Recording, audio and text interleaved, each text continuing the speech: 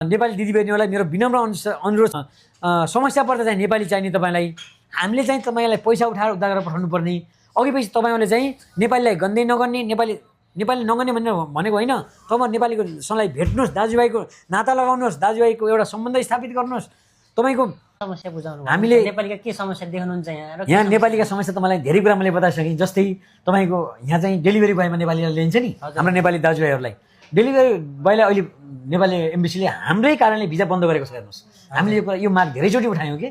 नेपाली दाजुभाइको पीडा तपाईँ हेर्नुहुन्छ भने तपाईँ बाटोमा समस्या बुझाउनु हामीले नेपालीका के समस्या देख्नुहुन्छ यहाँ नेपालीका समस्या तपाईँलाई धेरै कुरा मैले बताइसकेँ जस्तै तपाईँको यहाँ चाहिँ डेलिभरी बोयमा नेपालीलाई लिन्छ नि हाम्रो नेपाली दाजुभाइहरूलाई डेलिभरी बोयलाई अहिले नेपाली एम्बेसीले हाम्रै कारणले भिजा बन्द गरेको छ हेर्नुहोस् हामीले यो माग धेरैचोटि उठायौँ कि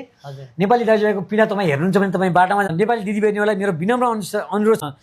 समस्या पर्दा चाहिँ नेपाली चाहिने तपाईँलाई हामीले चाहिँ तपाईँलाई पैसा उठाएर उद्धार गरेर पठाउनु पर्ने अघि पछि तपाईँहरूले चाहिँ नेपालीलाई गन्दै नगर्ने नेपाली नगर्ने भनेको होइन तपाईँ नेपालीको सँगलाई भेट्नुहोस् दाजुभाइको नाता लगाउनुहोस् दाजुभाइको एउटा सम्बन्ध स्थापित गर्नुहोस् तपाईँको नेपाली दूतावासले जुन यो डिमान्डहरू पास गरेको छ यो विषयमा सार्वजनिक कार्यक्रममा धेरैचोटि दूतावाससँग हाम्रो कुराकानी भएको छ। हजुर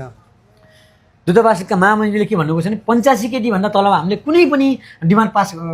नियमै छैन हामीले गरेकै छैनौँ भन्नुभएको छ। अनि 85 केटी भन्दा केटीमा दुःख पाए उद्धार गर्ने होइन गरे भन्ने एउटा नाम कमाउनेहरूले पनि यहाँ कुवेतको नियमले दिँदैन भन्छ नि कुरा सही हो होइन। कुवेतको नियमले त तपाईँको हामी सबै पनि यहाँ लिगल होइन हेर्नुहोस् हामी लिगल के हो कम्पनीको अथोराइजेसन पाएको एउटा लेबर हो हामी तपाईँ पनि त्यही हो म पनि त्यही हामी काम गर्न आएको काम गर्ने हो। बाँकी रहेको समयमा हाम्रा नेपाली दाजुभाइ दिदीबहिनीले पाएको दुःख युवराज गरीले जस्तो प्रश्न कुनै पनि राजनीति भाषीसँग साथीहरूले बोल्न सक्नुहुन्न किन सक्नुहुन्न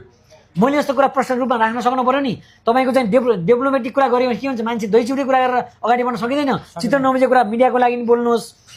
शर्मीको लागि बोल्नुहोस् एमबिसीको लागि बोल्नुहोस् तर आफूलाई मन परेन भन्नेमा चाहिँ सबै होइन। तपाईँले भन्नुहोस् कि जो कि यस्ता जुन खातामाला लाएर हिँड्ने समाजसेवा गरेको नाममा चाहिँ खातामाला मात्रै लाएर बस्ने त्यस्ता व्यक्तिहरू छन् त तपाईँले यस्ता नाम दिन सक्नुहुन्छ कसैको कुवेतमा अब पब्लिकमा त कुरा गर्छ व्यक्तिगत रूपमा नाम दिने भन्ने कुरा हुँदैन। धेरै साथीहरू हुनुहुन्छ हेर्नुहोस् तपाईँको समाज सेवा गर्ने नाममा होइन। तपाईँले भन्नुहोस् कि जो कि यस्ता जुन खातामाला लाएर हिँड्ने समाजसेवा गरेको नाममा चाहिँ खातामाला मात्रै लाएर बस्ने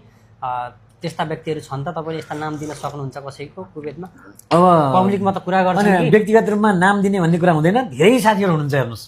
तपाईँको समाज सेवा गर्ने नाममा नेपाली दिदीबहिनीहरूलाई घरमै बस्छ तिमीहरू काम छैन काम भयो भने मात्रै दिन्छु भन्ने 3 महिनासम्म 4 महिनासम्म